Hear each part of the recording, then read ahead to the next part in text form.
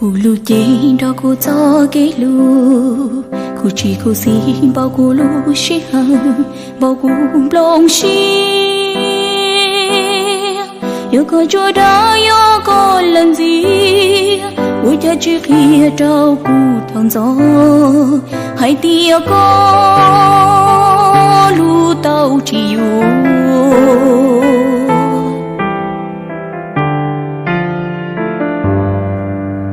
cô xia mò liên gái đầy mi, tu cô xia lời chúa xa giờ li, cho cô yêu sai có nó trong cây, cô ra cao chúa ya trâu co, lỡ gió nung nung nơi chỉ mùa nung cây,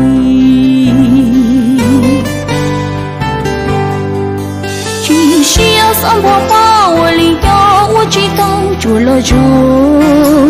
lu cô mua bông yêu hoa cha cô lu xia thiệt chồng cho yêu chơi chung cô thiệt chỉ cho con chỉ ta tiền nó yêu tên trôi xí ta cho kinh trời chỉ tao ý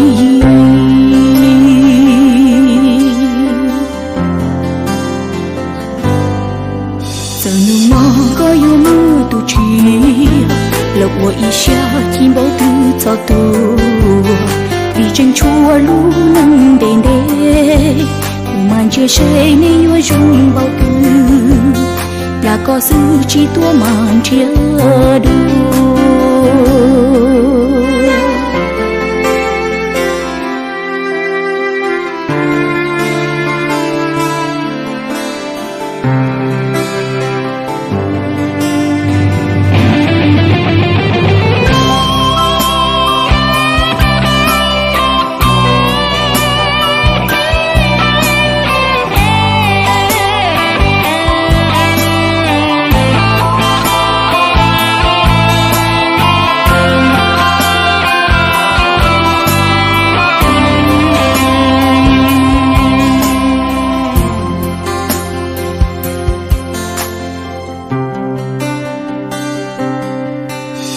xia mò liên gái đầy mi, tu cô xia lời chúa xa giờ li, cho cô yêu sai có nó trong cây,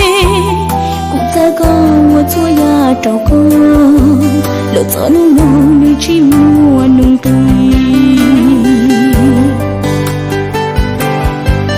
chỉ xia sắm hoa bao li cho u chỉ tao chúa lo cho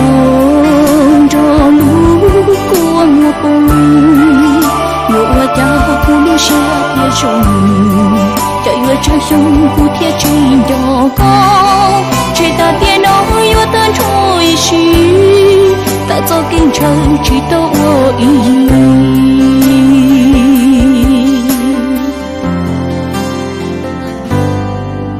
giờ nương mơ có yêu mưa tu chi lộc của ý xia chim bao tư cho tu vì chân chúa lu nâng đền đê màn chia sẻ nên yêu chung bao tư là có sự chỉ tua màn chia đôi